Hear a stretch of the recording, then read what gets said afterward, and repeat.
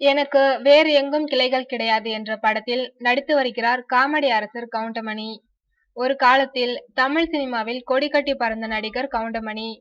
சிறிது காலம் சினிமாவை விட்டு ஒதுங்கியிருந்தார். தற்போது மீண்டும் தமிழ் சினிமாவில் கதையின் நாயகனாக எனக்கு வேறு எங்கும் கிளைகள் கிடையாது என்ற படத்தில் முழு முதல் காமெடியனாக களத்தில் குதித்திருக்கிறார்.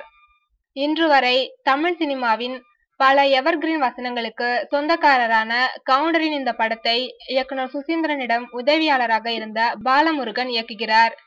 எங்களுக்கு வேறு எங்கும் கிளைகள் கிடையாது என்ற புகழ்பெற்ற வசனத்தையே தலைப்பாக வைத்திருப்பதால் படத்தின் மீதான எதிர்பார்ப்பு ஏகத்திற்கும் எகிரிக்கொண்டே செல்கிறது கோடம்பாக்கத்தில். மீண்டும் கவுண்டரின் நடிப்பு பிரவேசத்தால் கவுண்டரின் ரசிகர்கள் மகிழ்ச்சியில் உள்ளனர்.